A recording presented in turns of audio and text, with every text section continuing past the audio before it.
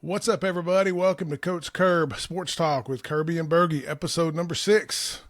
Thank you for joining us tonight. Bergie, how you doing tonight? We're doing well. The Red Devils had a 2-0 win yesterday. It was a friendly, but we're looking pretty sharp. We're ready for next week. Oh, you're better than me. I have no idea how Morocco did. It's doing in the friendlies, but I'll check it out at some point. Maybe I'll look it up tonight. But anyway, joining us tonight, we have a special guest, former Lawton Eisenhower All-State baseball and football player, Butch Huskey. Butch, I'd forgotten that you were All-State and tight end and a punter. Forgotten about that. But Butch, welcome to the show. Thank you. Thank you for having me.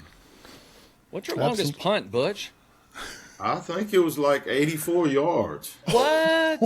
Yeah, it got us out of trouble in a playoff game one game, and we were backed up, and I think it was against Dell City, and I punted it pretty much to their 5-yard line from back of our end zone. Goodness. Oh, no wonder. That probably got your average, 20, 30 yards. South wind blowing. You know that old south wind blowing. I caught one good. Hey, whatever it takes. Yes, sir. Yep. Yes, sir. But we're glad to have Butch. And Butch, I was thinking today, and obviously, former Major League Baseball player, by the way. I left that out of the intro. But, man, I was thinking back to that 1988 state championship game, the mysterious pass interference penalty that Cale Gundy drew that night. And that was a rough night. That was a rough loss. And, man, y'all were the best team, I have no doubt. But the Cards weren't in it that night. That was probably my toughest loss I've ever taken in all my sports was that night because, we had a chance. We were a minute away from winning the state championship. Yeah. And we had it in our hands and it was taken away from us. Wow. Man, that was tough. I mean, we got something in common. I lost in the state finals too. Of course, I was just a deep snapper, but it sounds like that was a heart-wrenching defeat. And like you said, you're still carrying that thing, aren't you? Oh, yeah. I'll carry it till I'm gone, I guess. Because we actually had the game won. It was a 3rd and 14, I think. 3rd and 15, and they called a pass interference on us. And then the next play, they got it down to the 1-yard line. Yeah, the pass interference, the pass landed, I think, in row 1 at Lewis Field. Or now Boone Pickens Stadium, of course. Yeah, Cale threw it away, but our defender had fallen down, and they called pass interference. Yeah, it was brutal. It was brutal. Then they threw a 40-yard pass the next play and got it down to the 1.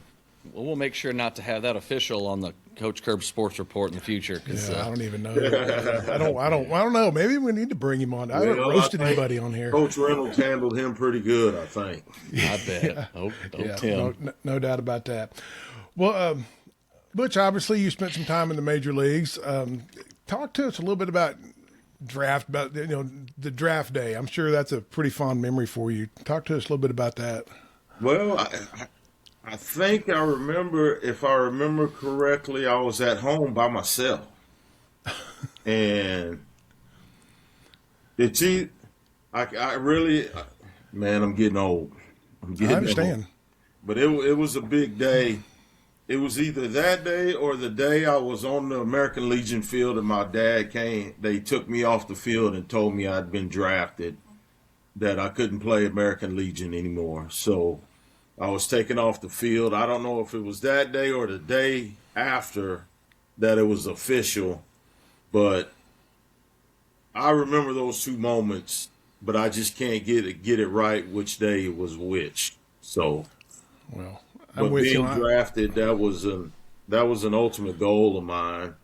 I wasn't really trying to get drafted before, and then all of a sudden scouts started showing up to the games, and then we had a big game with UConn, and how I got on the map is they were watching a pitcher named Terry Horn in UConn who threw about 96, 97, and I took him deep twice in UConn. So good. That's how I became an item, and they started showing up at Eisenhower games. Isn't that weird? Because I think, and you know better than I do, Butch, but scouting is a whole different world now. I mean, these guys will show up to the most podunk towns to see guys play, even though, there's much fewer rounds now. Man, these guys will show. If you can play, they will find you. They will, and that's what I try to tell kids today. These kids want to play baseball all year round, and they want to I believe in playing other sports for those guys. Be well-rounded in several sports. It only helps in each sport you play in. So, but these kids, they like to play year-round, but the scouts come everywhere. And I hear more so they're coming back to the high schools now to see how you deal with kids of lesser talent and you mingle and play with them rather than how you act playing with 9 other good players. So they really want to see your body demeanor. They want to see how you interact with those guys that are less fortunate with less ability and how you play with them. That's what I'm hearing out there. Well, I'm glad you said that because, first of all, you got to be highly skilled, right? But you got to love the game. And to your point, the body language is so big. And I love that you said that, there is some merit to high school baseball because, I did that. I coached it for 18, 19 years. And, it started feeling a little weird. Like, first of all, Legion ball, summer ball, playing with your community mates, playing with your friends, your neighbors. That kind of started going away for these super teams. And now it seems like, high school baseball at some point was almost like less than. And now I love to hear, that it matters. And so I'm glad you said that because it does support something I was hoping to hear. Because I got a kid who's 12 and right now he's not even playing baseball because I think he is burned out. I think he just didn't enjoy what felt like the year-round nature of it because it's so competitive, especially where we live. He's like, Dad, I want to play. And I was like, cool. All right, what do you want to do? So we started wrestling, and just started doing some other things. Okay. And so, that's cool that you carried that information. Kids are really getting burnt out on baseball, and that's because they're playing too much baseball. And I have a 12U, 14U travel team, and that's the first thing I tell my parents. We are not an every weekend tournament team. We are going to play twice a month. And if we play 6 to 8 games, those 2 weekends, we're a total of 14, 15 games on 2 weekends. That's plenty of baseball for a month over the summer. But, some parents don't like it. They want to play every weekend. Everybody thinks that their kid's going to be a superstar. And it's even harder now to make it in baseball than it was when I got there. And if you get there, even if you get to the college level, it's getting hard. Division I college is hard to get in baseball right now because they're only giving 25 scholarships. So, Division I and Division II and JUCO, it has to be a route for a lot of kids. And I think the talent level in that baseball is JUCO's always been tough. But Division I, Division II, the level of talent should step up within the next few years because of everything that's going on with Division I, with the COVID and everybody getting 8, 9 years being able to play in college baseball now. And NIL, right? NIL has pushed like older players just to have they're trading schools now instead of. And to those kids that are in that college in that position, they may never play baseball again. So if this school's gonna give me $500,000, $600,000, why would I leave? Oh, for sure. And that's what we've run into. That's the issue. It's hard for high school kids to get scholarships now. Yeah, and that actually is one of the questions that we got, I believe, Coach Kirb, about high school. Go ahead. It was. I'm actually fixing to jump in, go into that one since we hit that subject. A question came in. This is for our Q&A at the end, but we're going to do it now. This is from a guy that got him Chris Minton on Facebook. Do you think the portal will affect some high school kids' chances at playing in college, such as if a kid has a position to fill, if a school has a position to fill, they can find a kid at another school that can impact the team now as opposed to a high school kid? That's exactly what you're talking about. That's exactly what's happening. Yeah. It's going to keep happening until we can get this Pandora's box under control and it's only hurting the high school kids. And it's not really hurting them. It's just they may not get to go to that Texas Tech, OU, OSU, OU, because it's only a 25-man roster and everybody on that roster is getting paid. Well, if I'm a coach and my job is on the line, I'm going to go get that JUCO or Division II player that knows how to play, that's proven he can go to class to come play for me.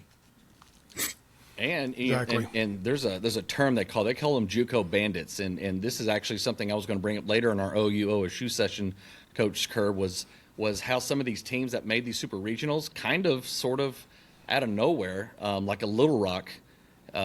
That coach was like, yeah, I got a bunch of JUCO bandits on my team, and he loves that they love the game, and they've gone through the long bus trips and the fundraising and the non. I guess you don't even have like restrictions on practice time. Like if you love to play baseball, man, go JUCO. I did that for 2 years, and I loved it.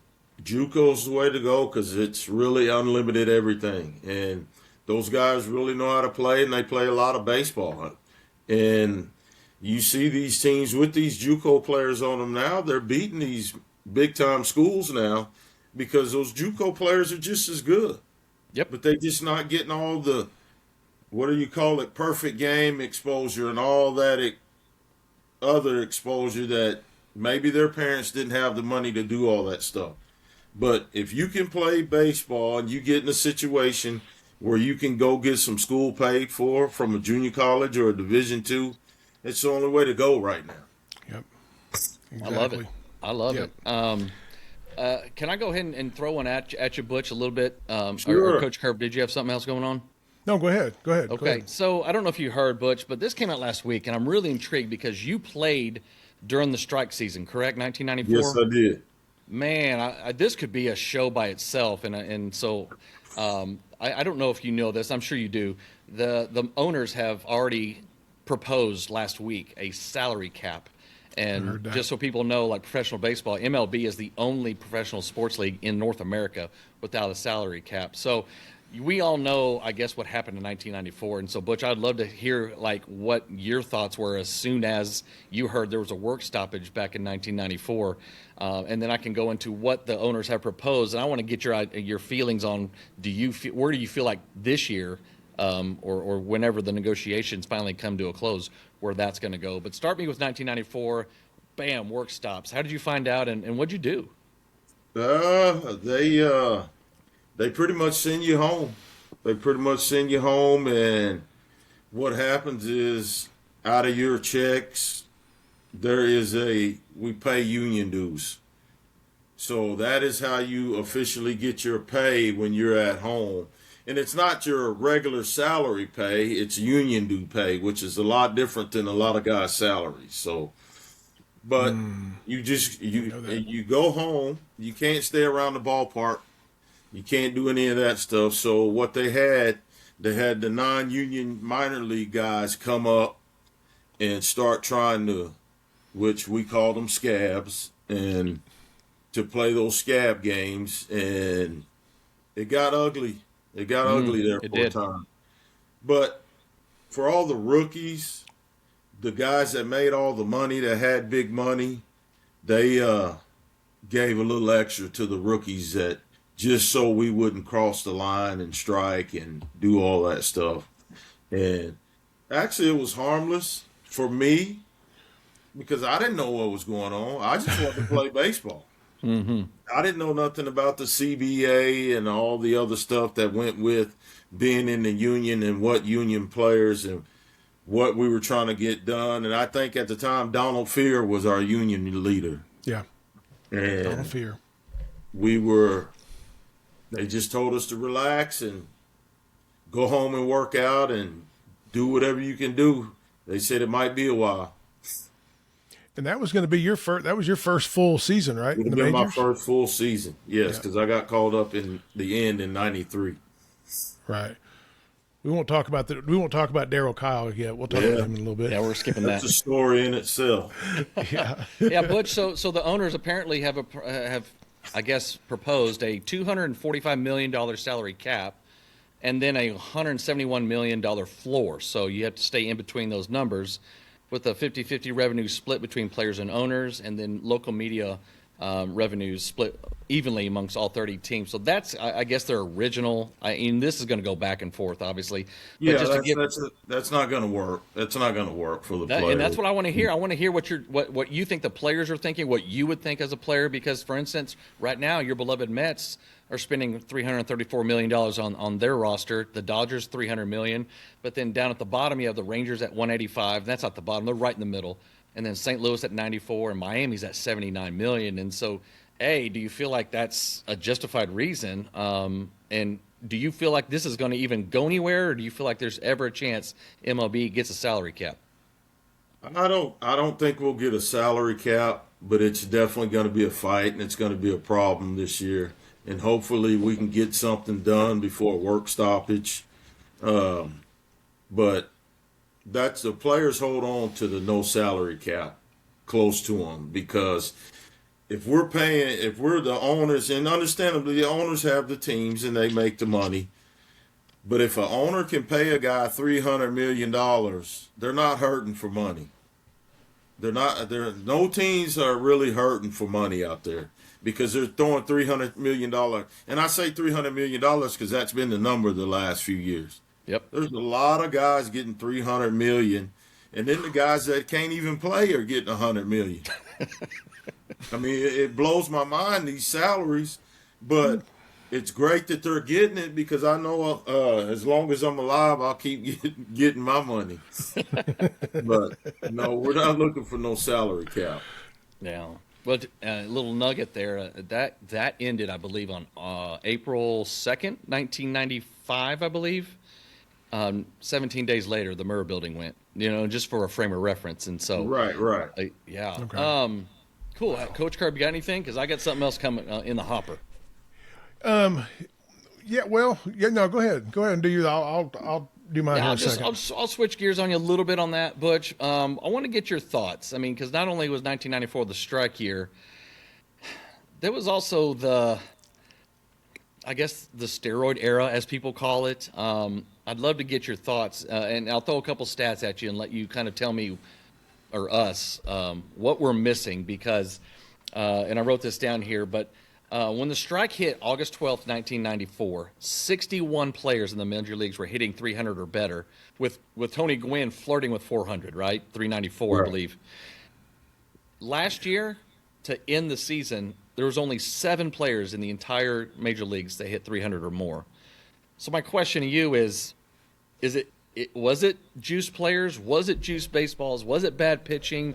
Tell me how that era was so different. That wasn't the problem back then.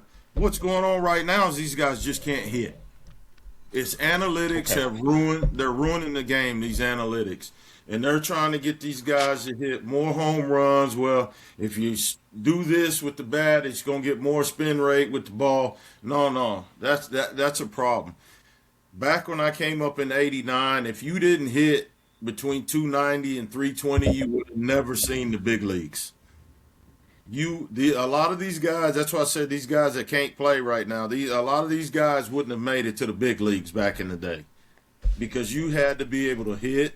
You had to be able to bunt. I had to bunt a couple times. You had to be able to do all the little things that make you a complete baseball player that they don't have to do now. They devalued strikeouts. Oh, absolutely. So it doesn't matter if kids strike out anymore. Mm-mm. And to me, striking out, you should take it as that's personal. That's personal to me.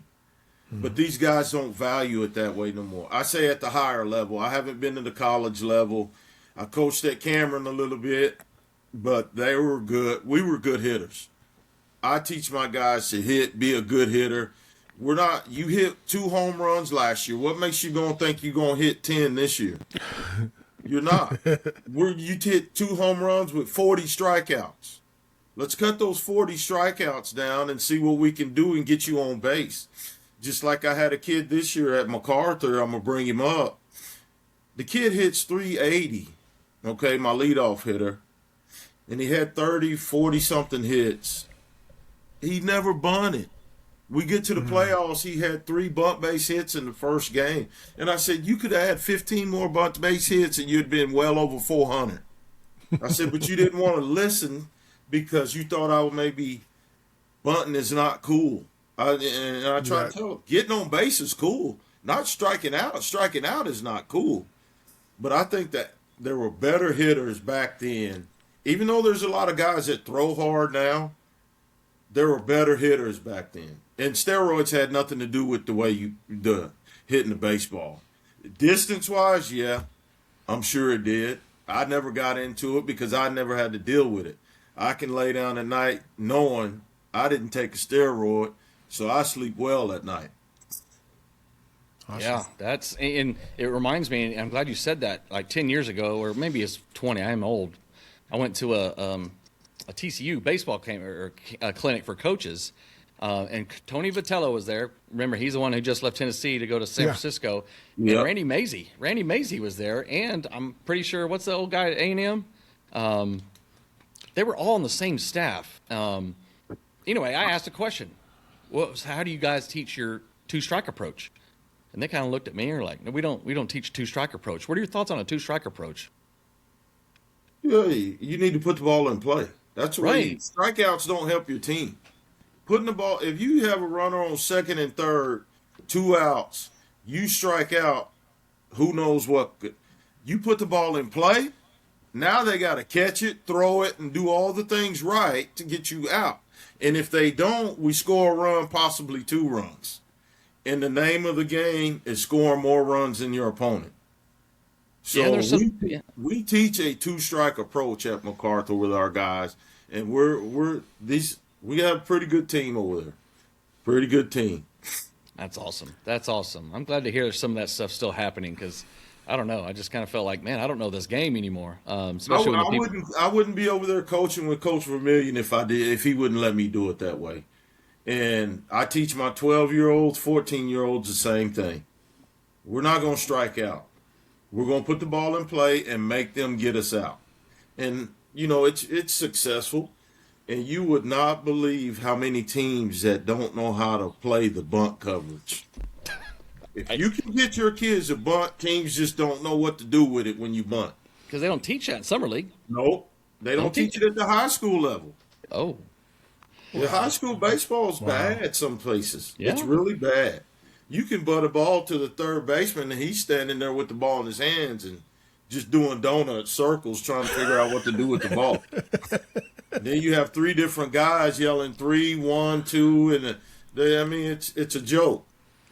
But we teach it because we believe in small ball. We don't have home run hitters. So we're going to have to beat you with hit and run, bunts, and playing good defense.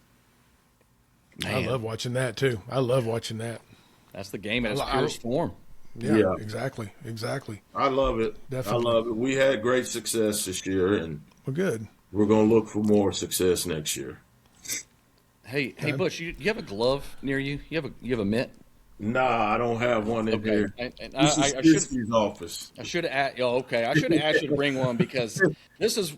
I'm honestly. And I went as far as my talent could take me, probably further than I deserved. But I was a pitcher, and I remember going to Bricktown. I don't know who was all there, but you were there, Butch, and you actually sat next to me, and I don't know, 7th or 8th pitch, you were calling this guy's pitches. And I was kind of. Do you remember that, Butch, by any chance? Yeah.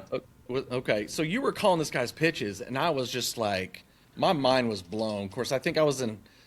I don't remember what year that was, but I was still learning how to pitch, and so I started asking you a bunch of questions, man. And so you were telling me like, hey, this is about to be a curveball, and so you were telling me those things, and so I got my mitt here because some of the things that you picked up on.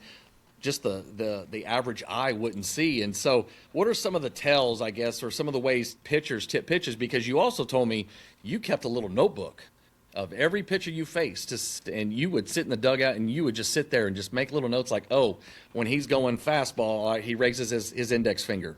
Or when he's going off-speed pitch, he's flaring his glove out and he's digging in there. Like, I was mesmerized, and I still teach kids that. But awesome. Tell me some of those tales, I guess, that you picked up on over your years. Those are the little things that players nowadays don't look for. Because I said they're in there trying to hit home runs and do this. Well, if that pitcher's out there is trying to take food off of my table, I'm trying to do everything I can. It's not cheating because he's showing you. Nope. So if they're going to tell you what they're throwing, hitting's hard enough. Mm-hmm. So now if you can eliminate 40% of the battle, 50% of the battle by knowing what he's trying to do to you and what he's throwing, well, this is a fastball. Well, this is a changeup. Come on. You know, that's something. If he's going to throw me a fastball right here and I know it's a fastball, I'm going to be geared up to swing. Now, when he comes set and he's down at his waist, it's got to be something different. So, but there's a lot of pitchers that tip their stuff. We picked up on a guy one time. He was blowing bubbles with bubble gum on his fastballs and not doing anything on his. There's just little things that pitchers pitching patterns. They're going to show you. If he throws you 2 curveballs in a row, there's no way that guy's going to throw you 3 breaking balls in a row to go to 3-0. Barry Bonds, all the great hitters, Tony Gwynn, Ken Griffey Jr., Alex, they got fastballs to hit. Why aren't you going to get a foul? They just throwing you 2 curveballs, so what should you think is coming? Be ready to hit it. And the good difference between a great hitter, a good hitter, and a great hitters don't miss their pitches. Good hitters foul them off. We foul them off, then we put a ball in play. Great hitters are going to hit it over that fence. Or they're going to hit it through somebody. So, but that's why I try to tell my kids. I said, we're not looking for that, but if it's obvious that a pitcher is doing something, we're going to use it to our advantage. So if that pitcher's pitching in a pattern, and nowadays – it's these thinking coaches that ain't done nothing that think they know how to play baseball. They're calling all the pitches over there. They've got the microphone calling the pitches to the catcher and telling, well, I know what you're going to throw anyway because you don't even know how to play baseball.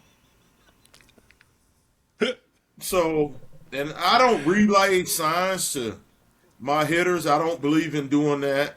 Okay. But I want my hitters to understand that what a pitcher is doing to you and how you're going to adjust. How did he get to 0-2? How did he get to 1-1? That's how you make your decisions. It's an educated guess on what the next pitch is probably going to be. Yeah. But don't tell too many people that. No, I don't want to give my secrets out. No, it's between us 3 and our followers. That's all. That's it. Us 3 and our 12 followers. No, we have more than that. That's but good. no. You got a big name pitcher that you had solved. Like, give us a name that you said, I know what this guy's throwing. I was about to ask that. Oh, sorry. No, you're good. You're good. No, there wasn't a. No. If I'd have known now what Greg Maddox did when yes, him and Javi Lopez back there, man, I would. If I'd have known that before I watched the movie, then I probably would have hit him a little better. But what did Greg? That he was calling his own pitches from catching the ball back from the catcher. Wasn't it Greg Maddox that threw like a 75 pitch 9-inning complete game? Game. Yeah, that's incredible. Yeah. Man, he could hit those corners. You see, there's no guys that really pitch like him anymore. He didn't throw hard. When he came up, he threw hard, but he had arm trouble. So he had to learn how to pitch. They don't learn how to pitch anymore. They rush him up from the minor leagues because they throw 100. Before they have to get surgery, right? They just get all that gas out. Yeah. So when they have surgery, their careers are done because they don't know how to pitch. You see what I'm saying? Yes, sir. A lot of guys that threw mid-80s and upper 80s back when I was playing had the surgeries, this, that, and the other, but they knew how to pitch. They try to set you up for a certain pitch and a certain count, and that's how all that stuff came about. I mean, but the analytics has ruined everything to me. I agree. In football, too. I don't like what goes on with football with it. No. I miss kicking extra points every once in a while or kicking a field goal on 4th and 4 on the 30-yard line. But we go for it. And another thing I like to say is that one thing I don't like about baseball either is all this celebration stuff that's going on. It just drives me insane to see kids throwing their hands up, flipping bats. Back 10, 20, 30 years ago, they wouldn't be doing that. Pedro would stick one in your rib. Yeah. Roger Clemens would hit you in the helmet. Those cats. But that's where the game has changed. And I think a lot of that has to do with the stinking Savannah bananas, whatever they are. Yeah, I know who you're talking about. Because they celebrate everything that happens. They celebrate everything that happens. And now these kids watch all that stuff. And I forget the name of the kid that got kicked out of the game the other night for Georgia. Phelps. Yeah. And why? You've cost your team now. Yeah, he can't play in the first game of the Super Regional. Exactly.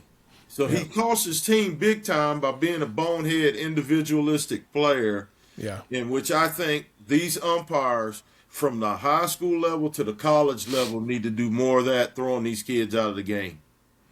That's how you get the game back under control.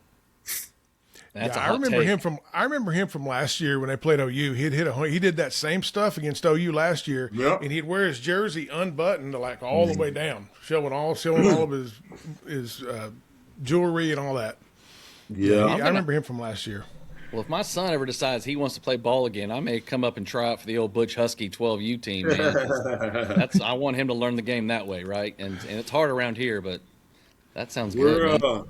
We're a tough team. I get on them pretty good, and it's not because they make mistakes. It's because I just want them to be in the right place. Whether you catch the ball or not, there's somewhere for everyone to be on the baseball field, not standing around. And that's the way we play. Is coaching what you do to fill that void when you left baseball? And I kind of felt this way personally, so I'd love to get your input. You've competed your whole life, football and other sports, baseball, and then all of a sudden one day it's gone. Like, is that what you use to kind of fill that void of not just being around or being competitive, but also being around a locker room, a dugout, and a clubhouse full of guys with like-minded ideas? Is that? Tell me your thoughts on that. It was hard my first couple of years, but I kind of I played golf every day, and it drove me nuts after a while. You can only play so much golf, so that's when I got on at Cameron with Todd Holland, and that's when coaching really started to stick with me a little bit. But as far as that, I really didn't have a fire. My fire burnt out. Okay. As a player, when it burns out, it's done. It's done. I mean, there's no, and I don't miss playing right now, but like you said, I miss being around those guys that were like my brothers that I came up through the minor league system with. That camaraderie right there is what I missed, and that's kind of helping me with the coaching aspect of coaching.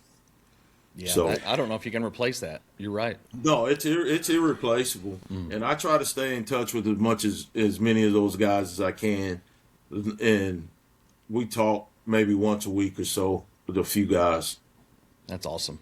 And see, Butch, I got to that point in coaching. I coached for 31 years, and I don't miss it now. I miss what you just talked about, the camaraderie with my assistant coaches. I miss the relationship with the kids, but as far as the everyday grind, as far as coaching and, as an athletic coordinator, the dealing with parents, no offense to parents out there. I love all my parents. They know that, but I just don't miss it.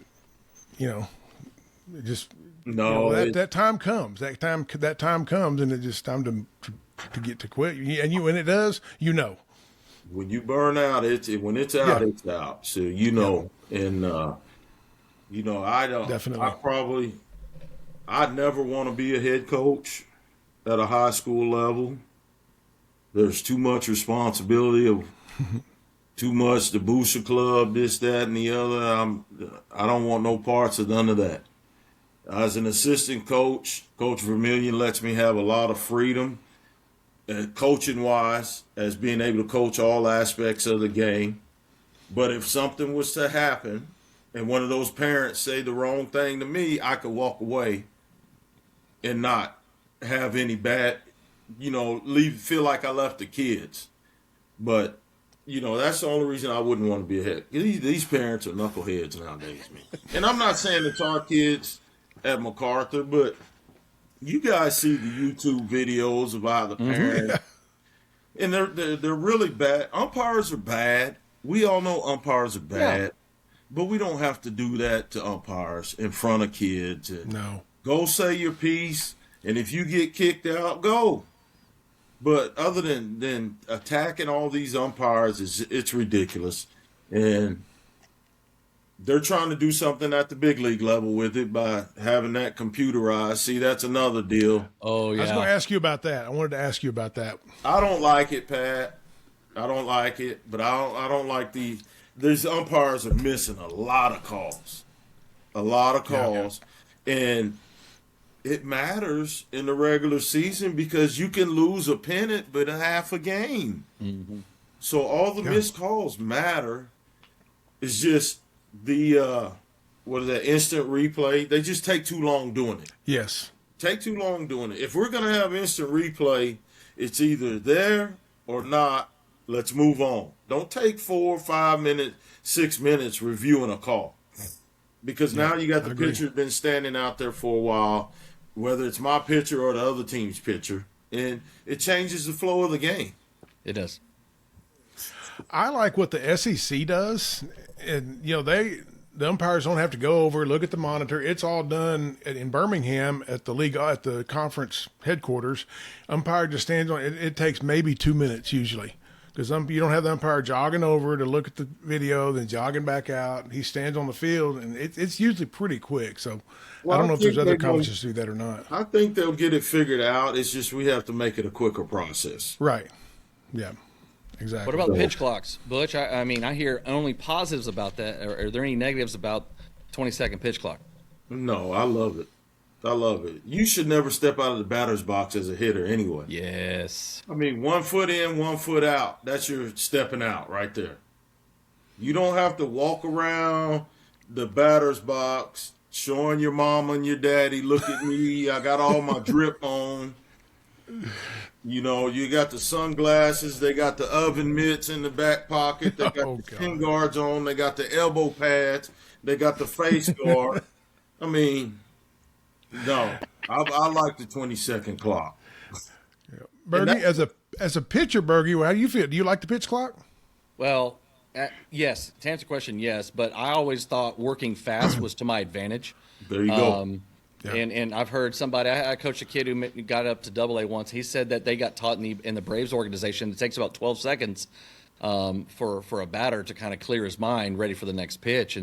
And so I think they were trying to teach their pitchers, hey, man, let's work fast to give those batters less time to kind of, get their thoughts together about what's coming next. Not only that, it keeps your defense engaged. There you go. It keeps your defense engaged to be able to make plays and want to make plays because you're not taking a minute and a half between pitches out there. Well done. So that's the best part of it. Everybody stays engaged. Love it. Love that.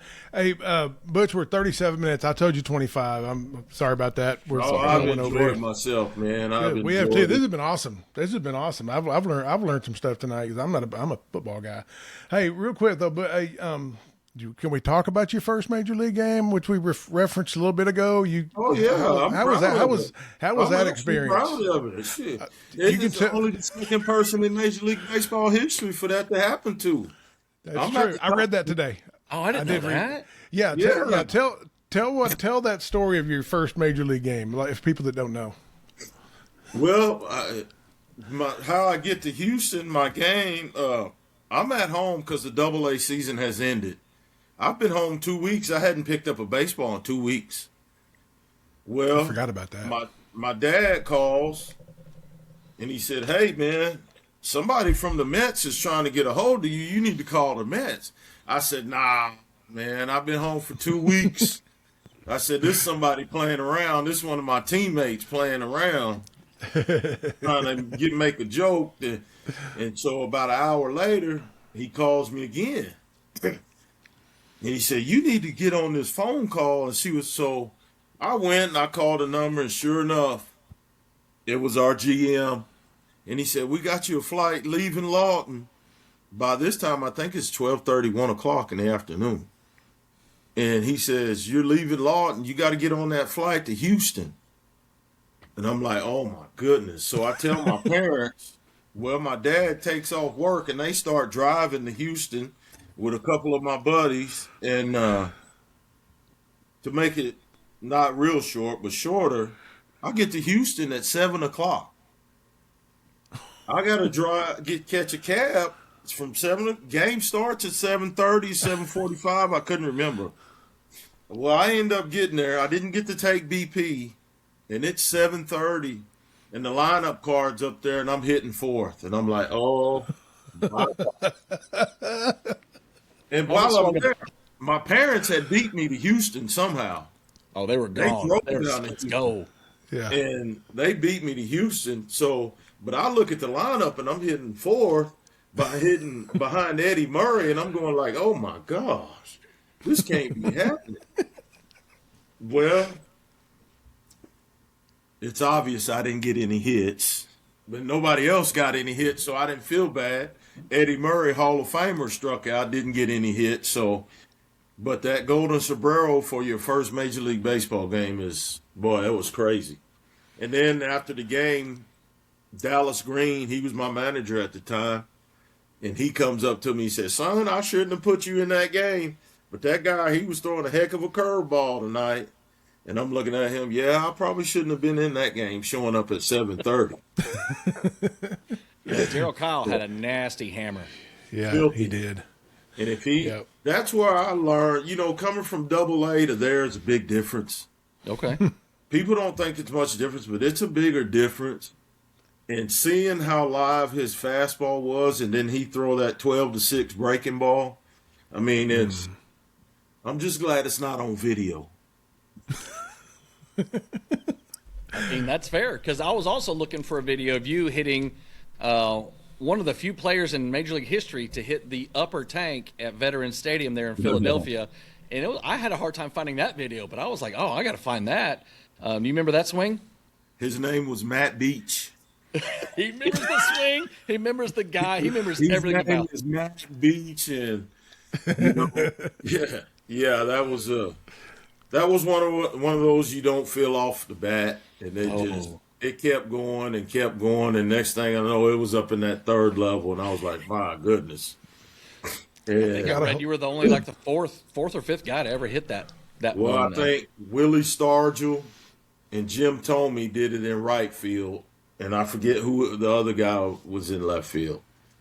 Man, Tony could hit some bombs, man. Yeah, that was wow, that's awesome. When they shut the vet down, I tried to get that seat. And I was too late at getting it. Somebody else had bought that seat. Wow. Yeah. Wow. What odds of that? Goodness. I had a memorabilia question, and not, since you mentioned that, what's your favorite piece of memorabilia you've had from your playing days? I think it might be my first home run ball off of Hideo Nomo the year he won Rookie of the Year. Oh, okay. Yeah, so that's a good one. I think that that is a good one. That is a good one. That's a good one. I remember you played. I remember when you were in Seattle, you had a 7 RBI game, I remember watching that one. It was late at night because we got the MLB package because you were playing, so we could see all your games. And Christy was over there at 12:30 at night watching it, and you hit hit couple of home runs, and I remember that one well. That was a fun one. Yeah, those were always nice. Yep, absolutely. Well, Butch, got a couple of questions for you that came in. If you don't mind, real quick. First of all, first one is from a friend of mine, Candy Taylor. She's a big Sid Fernandez fan, and she has your best memory of Sid Fernandez. I guess we went to L.A., and we have this traveling secretary. His name was Jay Horowitz, who took care of everything for the players in the hotels and away from hotel. Well, he had called ahead. We flew from New York to L.A. He had called the hotel ahead and had a hog head put in Jay's room underneath the sheet, and had him turn the heater up to 100 degrees in his room. So that was my first road trip with Sid Fernandez, and but he was such an awesome guy. He was so good to me, and all those guys were all good guys, and the way they treated each other as players, and the way they welcomed me when I got up there. Sid was he's an awesome guy. Well, she'll be glad to hear that. That's one of the big stories I know about him that I seen with my own eyes. Wow, that's hilarious. That is too funny. Yep. Now she'll like that. I used to work with her, and she loves Sid Fernandez. She was a big Sid Fernandez fan. But I just got a text from my daughter in the other room, Butch, Caitlin, asking if we're going to ask you about the time you ran into the wall. I wasn't going to go there, Butch. I'm not going to. I'm sure everybody knows Butch. Already knows that story. So then I'm going to blame it on Ken Griffey Jr. Okay.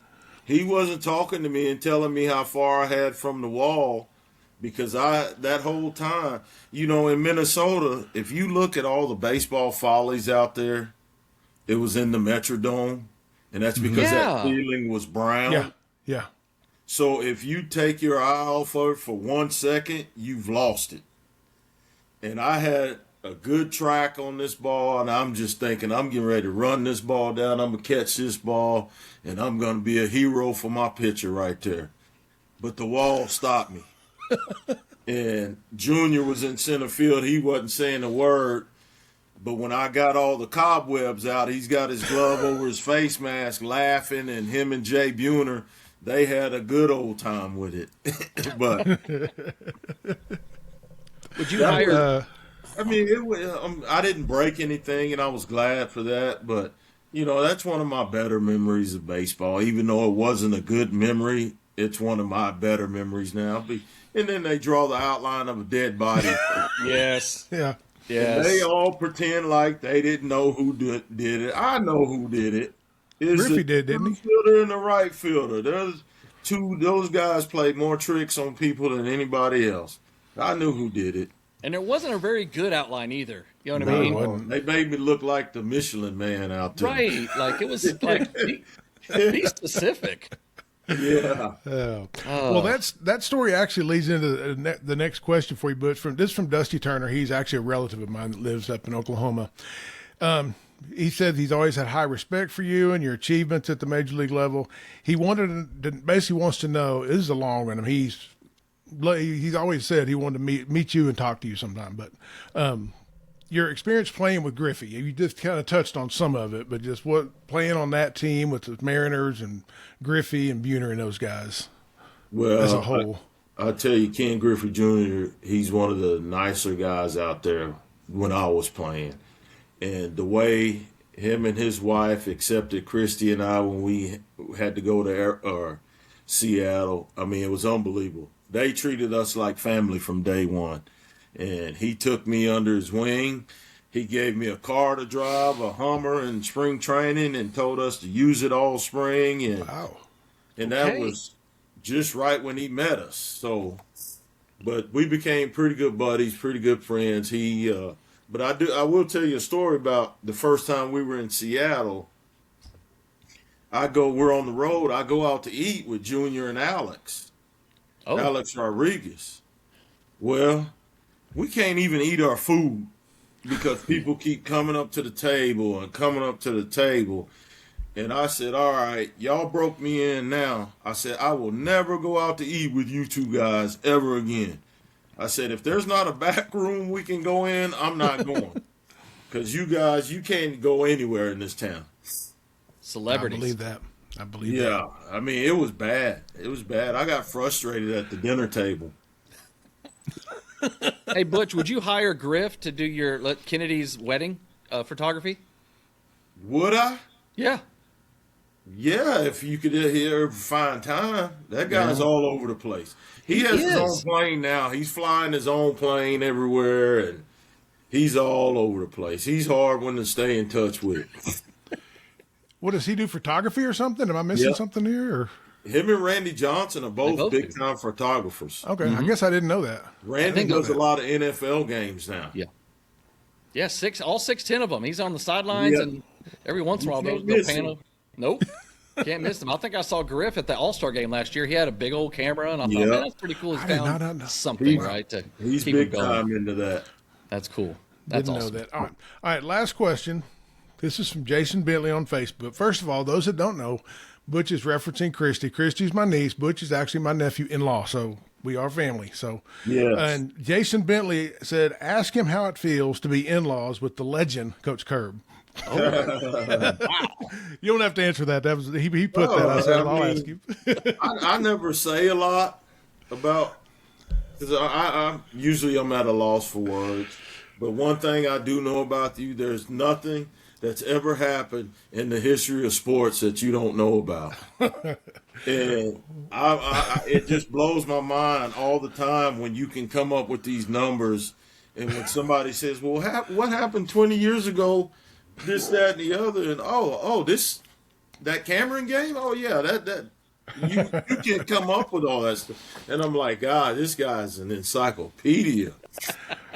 Well, let me just tell you, at 61 years old, the pages are getting a little ruffled of the encyclopedia. The memory's not as good as it used to be. But I see you shaking your head, Bergie. Yeah, that's no, he's right. He's right. You recall stuff that I'm just like, how does he remember that?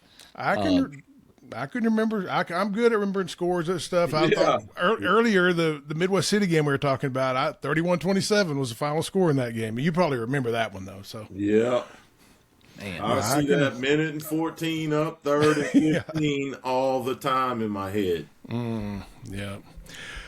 Well, Butch, man, we appreciate it. We kept you about twice as long as I told you, but man, this has been awesome. Time has absolutely flown by. We appreciate you doing this with us. All right. I appreciate you guys having me. Bergie, you got anything? You all the best. No, I wish you all the best, Butch. It's good to talk to you again. Man. We will see. Butch, we'll see you soon. Okay. Thanks a lot. And we'd like to have you back maybe during football season sometime to talk football with us. That's fine with me. Let's do it. Sounds good. Talk to you soon. Take care. All right. We'll see you. All right.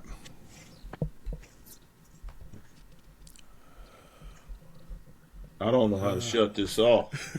I got you right here. I got you. There we go. Here we go. All right. I knew he wouldn't know how to do that, but that was good, man. That didn't seem like it was 50 minutes that he was here. It doesn't. And I'm starting to get addicted to our guests, just what they bring in, the wealth of knowledge, the stories. Like, it's really cool, man. Like, he's a great guy. Yeah, he is. He really is. They had a good year at MacArthur this year, too. That doesn't surprise me.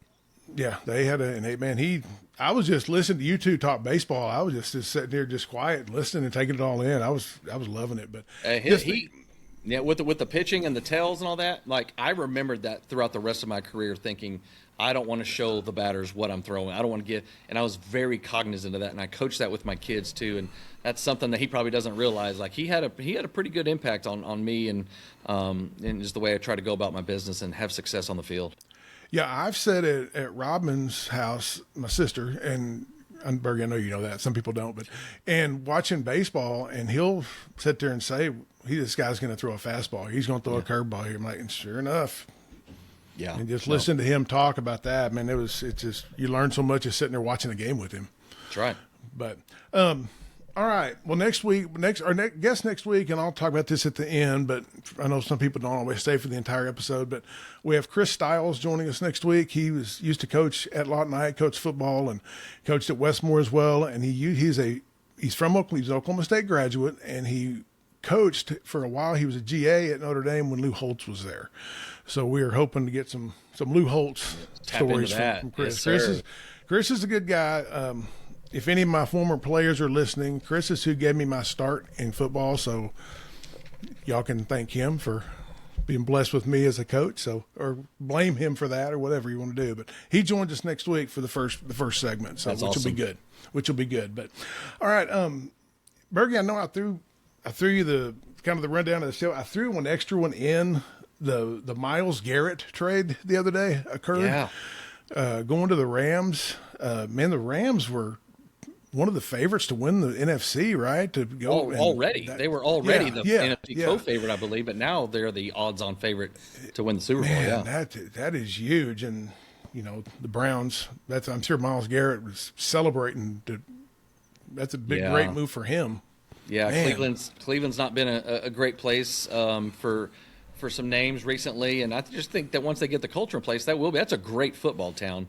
And I think I forgot the name of the young man that they traded for. who's also a really good player, by the way. Jared Verse. Jared Verse, good player, man. And he pressures quarterback a lot. You could tell he was a little like, man, I just didn't want to leave L.A. And I get it, but maybe that's more of a, hey, I didn't want to come to Cleveland. You know what I mean? Like, he won't ever say that, but that's tough. Well, and the Browns got some high draft picks. They got, draft picks for down the road. And, Verse was Rookie of the Year a couple years ago. Yeah, absolutely. He's a hell of a player. He's a good player. And then the other trade, which is good for the Cowboys, I don't know about the Bills, the A.J. Brown getting traded from the Eagles to the Patriots. I'm not sad to see him leave the NFC East. I mean, well, no, and I'm hoping. I hate to say this, but this was something we were going to possibly talk about later. Is just the drama on the Eagles for the past year. I'm kind of hoping he brings some of that to the Patriots locker room, because that's something they typically don't tolerate, is any drama. So even though Stephon Diggs was there, but you notice he's no longer there. He's still a free agent. Yeah. A.J. Brown, obviously, hell of a talent, hell of a player. He's going to give the Bills some fits, but I don't know. Maybe if he doesn't get the ball enough, he complains too much, and there's some drama up there too. That's kind of my hope with this situation. That's a selfish take. Well, no, I got you. There was another area of the NFL we were going to talk about, but since we went a little long with Butch, we may post that to next week. It's top 100 things to look forward to. We just passed the 100th day from the NFL season starting. We're not going to go over all 100, folks. Don't worry. We're not going to. No. That'll take. We'll do probably the top 10. We may. Okay. Hit on some of those from that list that we had. But Bergie, you want to talk NBA playoffs? No, here I'll make this short and sweet. First of all, you jinxed us, Kirb, because you were the one saying it's the Thunder Invitational. I know. I apologize. Weeks ago, and I'm always cautious. Yes, it hurt. Yes, it hurt me, but they are the defending champs. So, I'm not sitting here like, crying about it, anything like that. I will say this. To me, the difference was the Spurs, their supporting cast was just better than our supporting cast, minus Caruso, right? And then, of course, McCain for a game. The difference was they used their size, not just their height, but their strength to get into the paint. They kept drawing fouls. They kept attacking the rim. And it seemed like the Thunder just wanted to, once they got space from three, they just fired it up. And I know that's the Wemby effect, don't get me wrong, but they just kept attacking and attacking. And you just got to tip your hats. And like I said, I'm not talking about their top three. I'm talking about 4, 5, 6, 7 that all had an impact. And so tip your hat to the better team for that series, the Spurs. Yes, it does hurt a little bit, but, the idea of basketball, I learned this a long time ago coaching basketball. The point of basketball, to put it in very simple terms, is to create space. You know what I mean? Mm-hmm. And the Spurs created space much better than the Thunder. And I honestly think that maybe the Knicks may be a better opponent for the Spurs, just because even though Brunson is smaller than SGA, he's not going to bounce off people as much as kind of the thin guys that the Thunder had. And that also speaks to Jalen Williams not being able to play, because he is that size. He is a similar to some of those Spurs guards. And so very interested to see how the Knicks match up with him. But I feel like they're not going to just settle for threes, and they're not going to be scared to challenge, Wemby, or at least try to draw some fouls if Wemby gets pulled out onto the arc, because, Cat likes to shoot threes as well. But he does. I'm looking forward to it, but because I don't have a dog in the fight, just like you, just watching it as a basketball, fan, basically. Yeah, because, my team lost 57 games, so, they didn't. I hadn't heard that before, but you haven't heard that, I know. Good reminder. Right now it's 27-19 Spurs. Second quarter just started, so. Yeah, no surprise to me. Yeah, you want to make a pick on that series? Spurs. This is not our bold prediction, just to pick. Spurs in 5. Like, I really think the Spurs are that good. I think the Spurs. I said Spurs in 6. Okay. Yeah, I didn't put it out there on my tease I did today, but that's what I think Spurs are. I think Spurs win the series. I just don't know how good the East is. I know what the Knicks have been doing, putting 135, 40 points up, but man, they're not playing a little different animal in this series. Yeah, it is. And, it's an animal. I'm not an NBA guru or anything, but man. All right, so we'll hit on the finals as we go. We won't spend as much time as we did since the Thunder are no longer in it. But we'll kind of update it and kind of give our thoughts on it. Yeah, absolutely. OUOSU. You want to talk about the Cowboys? Yeah, weekend. I do, and they lost their opening game to South Carolina Upstate, which they shouldn't have lost that game. However, I did like the way that they came back, found themselves into that championship game. What I noticed, I guess, is they just ran out of pitching, which I know that's kind of been something I've talked about earlier with OSU. They got to a point where they were getting, their ninth and 10th guys, and those ninth and 10th guys a lot of times don't get a lot of innings. And I know there's a guy for OU that I'm sure we'll talk about who they threw him in there, and he'd pitch a third of an inning the whole year. And I thought that was really cool. And hey, throw people into the fire at that point. But those regionals are different because you will have to play multiple games. You will have to play back-to-backs. And so you get deep into your bullpen. And that's hard if you don't use, the bulk of your staff throughout the year, at least on those midweek games. And so that's OSU just ran out of gas there. But like I said, I was actually kind of encouraged about the way they finished their season, just based off, they had some fight in there. They had some games where they came back and won it in their last at bat and things like that. And so nothing to hang our heads about necessarily, but I'm ready to talk about Dayton Taki from Weatherford Community College. Well, hey, real quick though, and that OSU game when they lost to Bama, they were in it. Wasn't it tied in the 7th or 8th inning? Oh yeah, and that guy for Bama, Bama hit that bomb and put him ahead. And yeah, but they were down. Like OSU was down. I think they were down 4-0 that game. Started clawing back. You know what I mean? Like there was a time where me and my buds called OSU the Cardiac Cowboys, and that was just who they are. They would get down sometimes and just storm back and win games they probably weren't supposed to. And I felt like, man, the Cardiac Cowboys are back. And offensively, they were fine. It was just, like I said, just ran out of steam on the mound.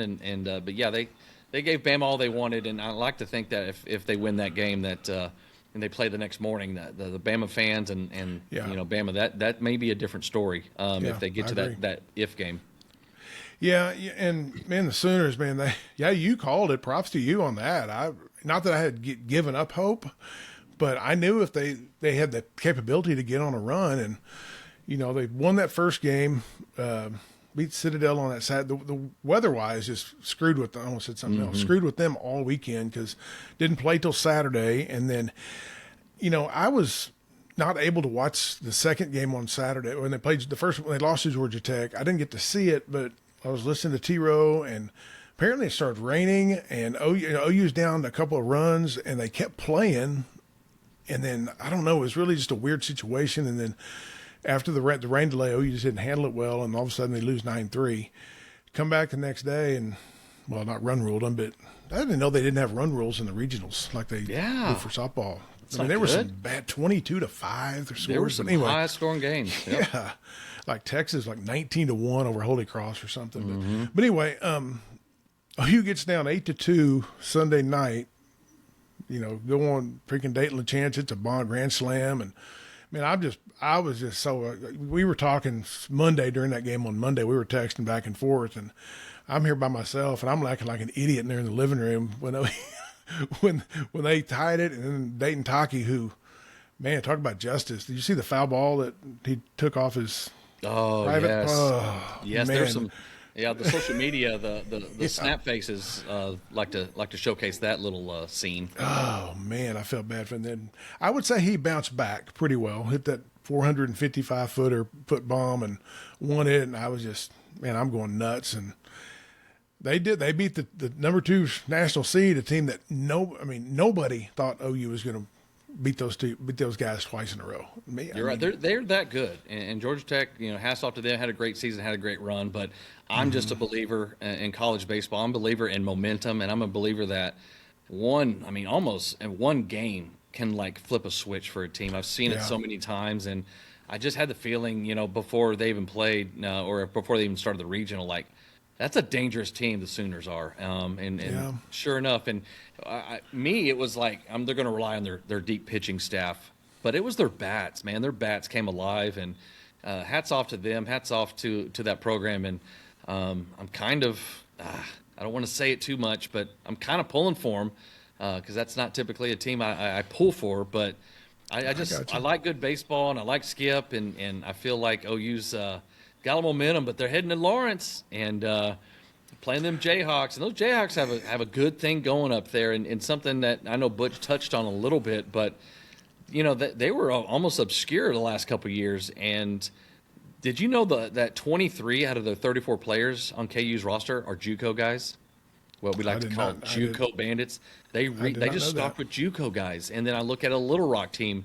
Their coach was at a presser the other day, said 2/3 of his team are JUCO bandits. Like, there's something to be said about those guys who are hungry, that have came from, the playing JUCO baseball, which isn't glory and glitz and, all the fancy things and the best hotel, anything like that. Like, it's long road trips and lots of fall ball games. And I don't know. There's something to be said about these JUCO guys finally getting their shot at the big level, the Division I level, and making the most of it. So, and there's more out there, but those are the two teams that to me is like I may be pulling for them if OU isn't able to come and beat them there in Lawrence. Well, and I knew you had mentioned before, and that's what I first thought. I thought, wow, they win this, they get to play Kansas. But then I remember you saying on this show that, man, Kansas is pretty good. That they're good. They're a good baseball team. It's not going to be a walk in the park. Oh no, they can hit, but they got two guys. They're 1 and 2 are good on the mound. Like, Sooners got their hands full for sure. But I'd also say the Jayhawks got their hands full, because now you're talking 2 out of 3. They're actually playing Saturday night, Sunday night, and Monday. And that place is going to be rocking, man. That'll be awesome. Well, I'd love to go. And the thing, when I found that out Monday night, I was telling Melissa, man, I'm literally looking up how far it is from here to Lawrence. But there's no doubt that you were thinking about it. And absolutely. I was looking at ticket prices, but they weren't up yet. But yeah, and what I like about it, there will be some Sooner fans who will make that trip. Absolutely. It won't be like Georgia Tech where there's outnumbered 10-1, but there'll be some Sooner fans in Lawrence, which is good. Hey, but yeah, I'm sorry. I was just going to say, shout out to college baseball. And I know I texted you. I love college baseball. It's underrated. Yeah. I don't think that gets enough, publicity throughout the regular season. But college baseball, if you ever get a chance to get to a college baseball game, man, I'm a homer about this. But I love the sport, and I wish ESPN and some of the other networks would do a little bit more to spotlight these programs. It's really fun. Yeah, I do too, and that was fun this weekend, and I'm looking forward to watching the Super Regionals. I'm kind of glad OU doesn't play until 5 on Saturday, because there'll be games on all day Saturday to watch. But yeah, and about just real quick on the pitching for OU, LJ Mercurius came in relief, and then Jackson Cleveland, who got hit a little hard Sunday, but man, he shut that team down for the last 3 innings Monday, and he may be a guest on the show down the road. Oh, Jackson Cleveland might. Yeah. Well, here's the thing about, and not just Jackson, but anybody, and I've been in this situation too. You are so embarrassed when you have a poor performance, whether you're walking people, whether you're just getting ripped. And I remember thinking that the next time I got on the mound, it was for some reason it was just a different animal on the mound. And it sounds like that's what Mr. Cleveland did. Is he was like, nope, that's not happening again.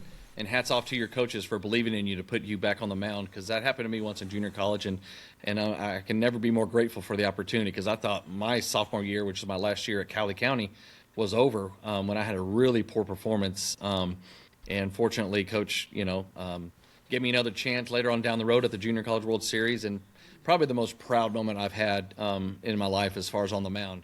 That and the Shawnee zone game, they were pitching 9 innings, 11. But that, for me, that was like the redemption that I felt like, man, I just needed. So good for Mr. Cleveland for basically erasing the performance he had prior. Yeah. And then Skip is just, man, I love Skip. Did you hear the interview after the game? Right after the game, they interviewed him on the field on the OU radio network. And Reggie Willits, associate head coach, the offensive coordinator, basically said, "Hey, Taki gets on. Who do we want to run for him at first?" And Skip said, "I told him we're not going to need to punt it. He's going to put it out of here. He's going to touch all the bases. He's fixing to hit a home run, and then I'm going to come over and kiss your bald head." And he did. And that's you could see on there's a dugout shot, and he's walking over, and Reggie Willits takes his hat off, and he kisses his bald head. So. Yeah, it was fun to watch, man, especially if you're a Sooner fan. But it was awesome. Dayton Tacky, by the way, or Taki, I'm sorry, Weatherford Community College, player, and I think 25, I think Weatherford was like #1 team in the country for much of the season. So he's come from a strong JUCO program, and he doesn't miss a beat. Gets on the field and he contributes to the Sooners. And what a big moment for him and his family. Seeing his mom in the stands, and of course she had the hat on, had a Tucky hat on it, or a shirt maybe. Yeah, and, that was cool. I mean, that's got to be the coolest feeling in the world as a parent, is to see your kids have that type of success. Yeah. And, the Phelps kid that Butch was talking about with Georgia, he was at the game with Kyle Branch's brother. Oh. Kyle Branch's brother is a senior for Georgia. And Okay. so they came down for the game on Monday, and they were at the game together watching the game. And he's sitting up there with the Branch family. So That's cool. So that was cool. Yeah, so OU plays, like Bergie just said, Saturday, Sunday, Monday, 5 o'clock Saturday, Sunday. Not sure on the time on Monday. Hopefully OU's going to sweep it Saturday, Sunday and be done with it, and get on to Omaha. But anyway, that's OU OSU. And then other thing I had, Ryan Hibble, the OU golf coach, very successful OU golf coach, recently hired as the golf coach for Georgia Tech, strangely enough. So they've lost him to Georgia Tech. So that's a big blow to the golf program. How do you? I don't know. How do you lose him to Georgia Tech? Like, he's from Georgia. On? The Hibbles are from Georgia. The family's from sense. Georgia. Okay. So yeah, that's the only thing I could figure out why he went there, because he's been very successful at OU. Yeah, not as successful as Oklahoma State. I get that, but Oklahoma State does have some golf. They can play some golf up there. They can. Sure. They just. I think they got to the semifinals yesterday and ended up, 3rd or 4th in the country, which to them is a disappointment. But yeah, they did have the overall NCAA champion. So for singles, so that was good. That's good. All right, bold predictions. You mean? I'll go first if you want me to. Yeah, please do. First of all, my bold prediction was Paris defeating Arsenal in the UEFA Champions League. Be honest, did not watch the game because I think you mentioned Weatherford. I was up near Weatherford with a buddy of mine hanging out Saturday, so I didn't get to watch the game, but I know they played forever. I know it went a lot of extra time, and then Paris ends up winning it it's not Paris. What are they? PSG? Is that what it is? Is Paris Saint-Germain. It's the name of the club, but yeah, it's in Paris. Yeah, they end up winning it in a shootout, and I did see the replay of the shootout on YouTube, so that was pretty awesome to watch. That was a pretty good, exciting game. But Paris did win that. You want to talk about your bold prediction? Yeah, and then the next day or 2 days later, I think they had a couple of players bring out the trophy during one of the tennis matches at the French Open, which is happening right now as well. So that's a big deal. I know that's not necessarily a thing here, but it is a big deal globally, probably outside of most people here in the U.S. So, yeah, thanks, Pat, for setting me on a tee here for my bold prediction review. I was all in on Nebraska softball, man. They were riding high, and they had the fan base to support them, and they go to Oklahoma City, and they lose 2 and quietly go back to Lincoln. And that surprised me. It did. It surprised me as well. I do feel like in one of those two, the first one, they were the better team, but when you're talking about a one-game situation, especially in softball, you get a pitcher that's hot, man. They just mow you down, and I'm guessing that Kennedy might be doing that right now. Oh, never mind. Texas is up 6-1 the first game of the championship series. So, but yeah, I don't know. I don't know anything other to say other than I just suck at bold predictions. It almost seems like my secondary predictions are better. Like, for instance, OU winning the regional, but I'm sticking with Nebraska, and I got my tail tucked, and so I'm ready to make another poor choice.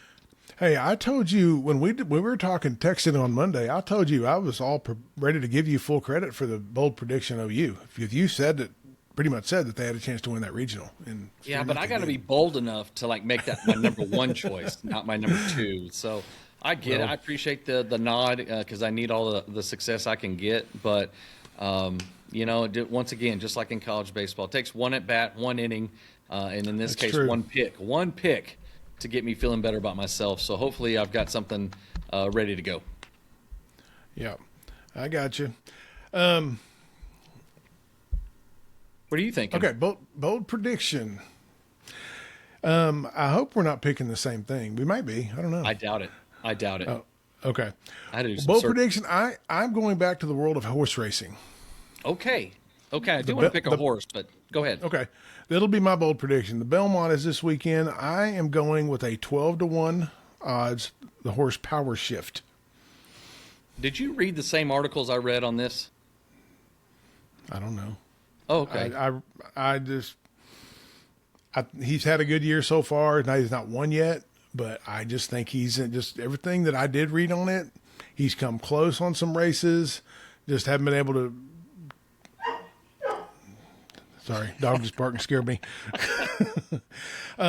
He's trained by a guy named Todd Pletcher, who's has a really strong Belmont resume. He is, I don't know, I just feel good looking through the horses and reading up on them. I just feel good about that. And I like to, I'm a big name guy when it comes to horses too. Yeah, that's fair. I think the Hell We Say was one of the other ones. Yeah, my wife likes the colors. You like the names. That's the way Melissa is too. She's with the colors. But I'm going with Power Shift, 12-1 odds. And good pick, because I've seen some other people thinking, like, I know there's the top 4 horses, which I'll get to here in a second, but that seems to be not even a dark horse. That seems to be some people's like, hey, like this horse could win it. Didn't run the Derby, didn't run the Preakness, so it's got fresh legs, has some success in some of the other areas, and so good pick. And I love that it's a 12-1. You don't go around picking favorites, which I appreciate. I don't pick favorites. That's too easy. I try not to. Yeah, I try not to as well. And I got close to one with my pick, but if you remember, about 4 weeks ago, I picked Chief Wallaby to win the Derby, and he ended up getting 4th. Chief Wallaby, you owe me, horse. You owe me. So I'm going with you again. Okay. I'm going with Wallaby again. He's around 3-1. He's not the favorite. Renegade is actually the favorite at 2-1. But then the Derby the Derby winner, Golden Tempo, is running and so but only the 3rd favorite in this race. Interesting, and who knows if it's just like the fact that he did race 4 weeks ago, or the fact that this race is typically 1.5 miles, which is the longest race that these horses will ever have. Yeah. But I don't know. Then you got Commandment sitting there coming out of stall number 7 at 7-1. So give me Chief Wallaby. I think that horse owes me, and I hope if he does win, I get a little tip head my way. Well, if my horse doesn't win, I hope Chief Wallaby wins for your sake, because you need to win.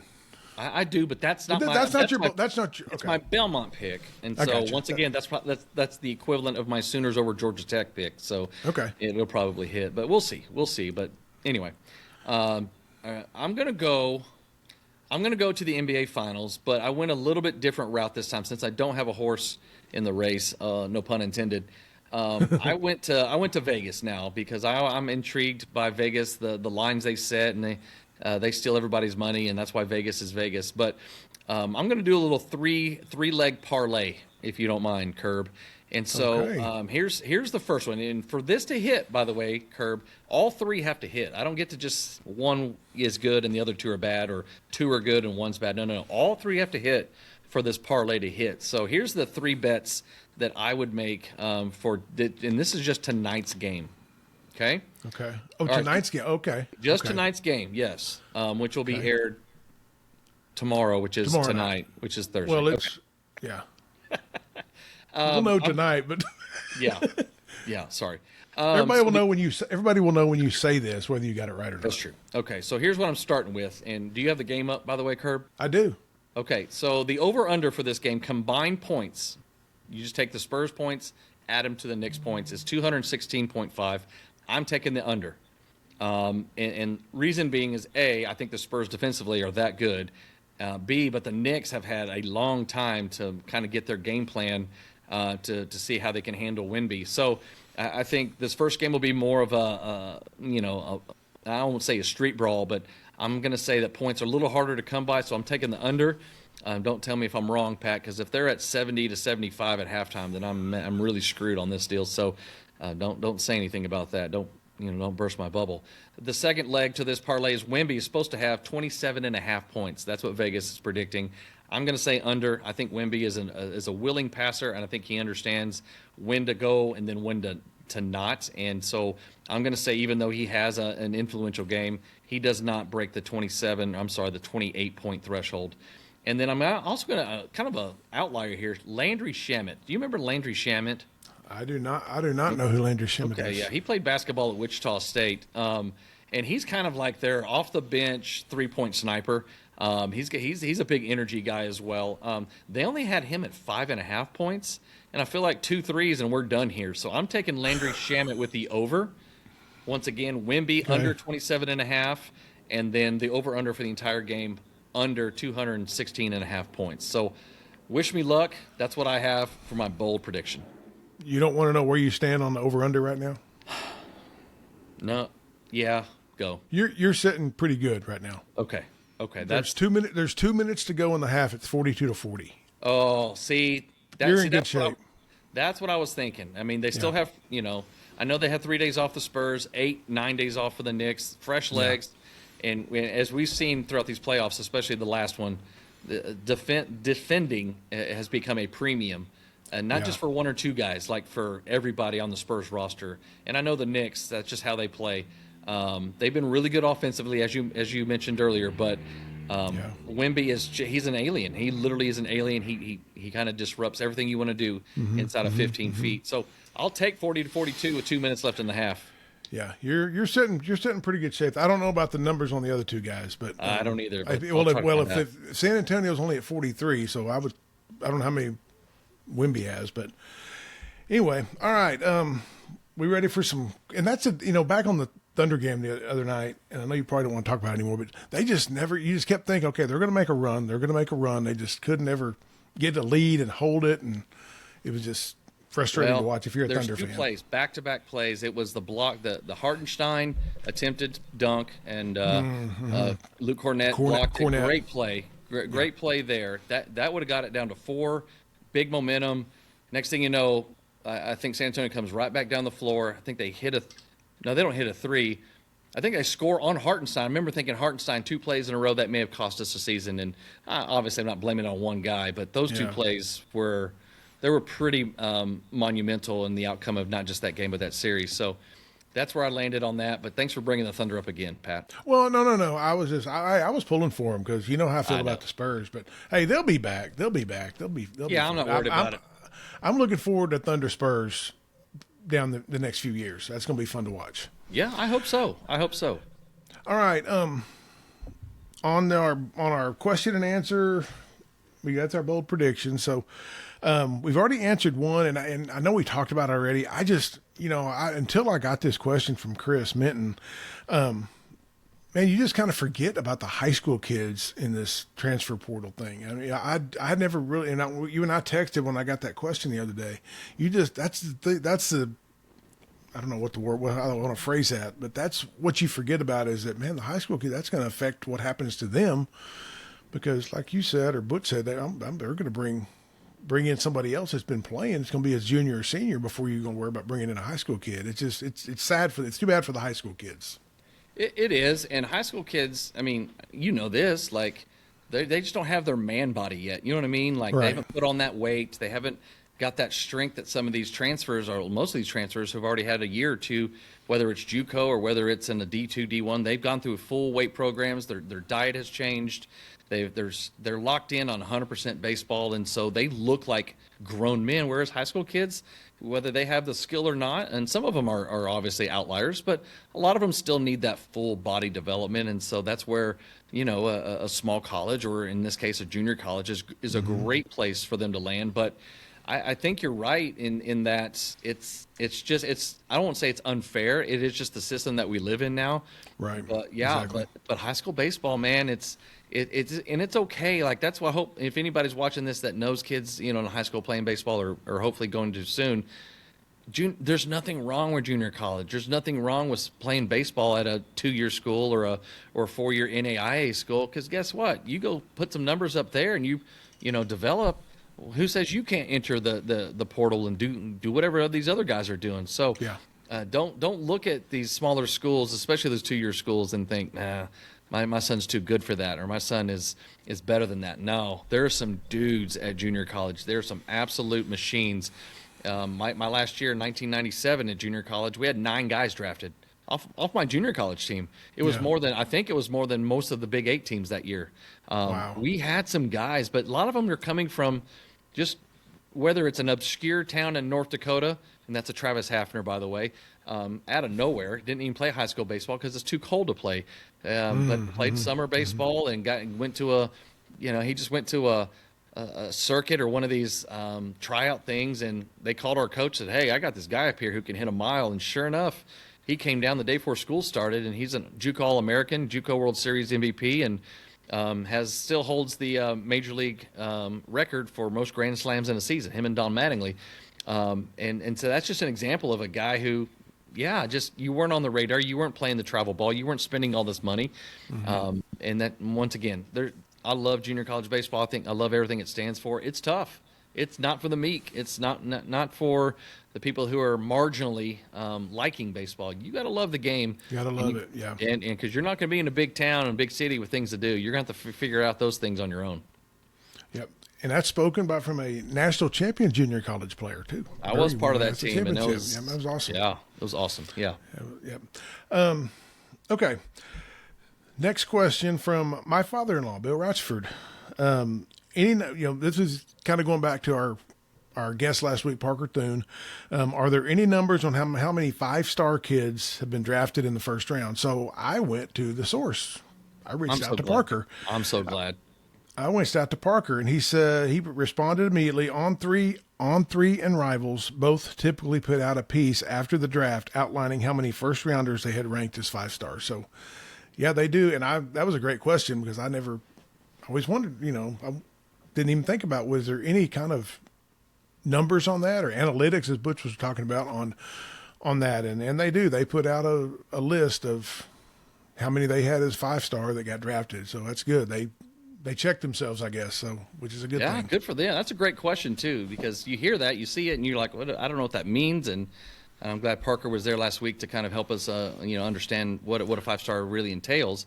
But, and then you add the draft data to it. It's like, okay, there's some legitimacy to that, right? Yeah, definitely. So that's good. That's it. We only got a couple questions this week. So we're done for the night. We're done. Anything else, Bergie, you want to talk about, bring out? I feel like I need a new lighting system here.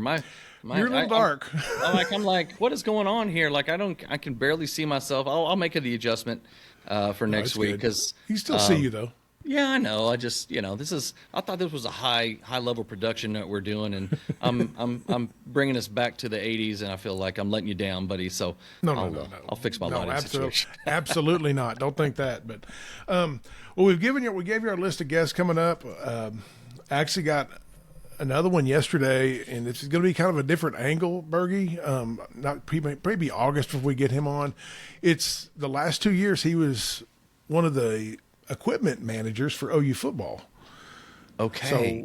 So a friend of mine, roundabout way, knew him and told me about him, and asked if we would be interested in talking to him. And sure. I mean, maybe a different angle. I don't know, but I think he'll be good. I really do. I talked to him last night and met him, and real good guy. Anxious to come on, and I said, we're not going to ask for any behind the scenes stuff that happened. I said, I just find out what those guys go through on game day and, preparing for practice and all that. So, but that's down the road. That probably won't be till August because we're filling up our June and July. So yeah, that's great. That's great. No, those operations guys, those behind the scene guys, man, there's a lot that goes into that.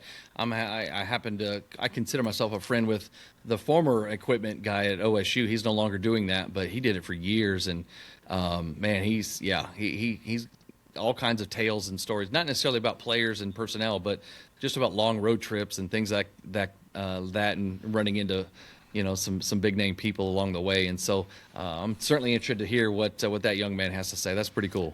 Yeah, that'll be good. He's a good dude. He lives up in Edmond now. So, all right. Well, that's going to finish us off tonight. We thank everyone for joining us. Bergie, final comments? No, just I appreciate you guys still tuning in and giving us a look. And I hope we're giving you something that's worthwhile. For instance, Butch Huskey today. That was awesome. Parker Thune last week. That was awesome. And so it's just good. It's good to touch base with those guys, but it's also good, hopefully, for you guys to maybe get a little peek behind the curtain. And I'm hoping that we can help facilitate that. So I appreciate you, Coach Kirb, for setting all those up because I know you're doing a lot of work behind the scenes. Hey, I'm loving it. Having a good time with this. But yeah, we got Chris Styles next week, and then the next 2 weeks after that, we have back-to-back the Ref Sports Network radio personalities, and one of them is the voice of OU softball. So that'll be good. Let's go. We've got that coming up the next 3 weeks. So that's going to finish us off tonight. Appreciate everybody joining us tonight. Look out for the clips. This will drop. Oh, now it turns on. Look at my camera. Hey, Berg's now. Well, now that we're signing off, now you can actually see me. So yeah, that's okay. We can see we can see you though, but we're good. They'll see you at the end before we sign off. Then, so we're good to go. Maybe we should just start this at 8:49 p.m. and maybe that'll not be a problem anymore. Hey, no, because I got to edit. No, it's late. Oh, that's true. You got to edit. Nah, never mind. Hey, no, editing doesn't take long. But all right, well, let's get out of here. Again, thanks everybody for joining us tonight. We will see you next week. He's Kirby. I'm Kirby. He's Bergie. We're two Okies getting her done. Good night.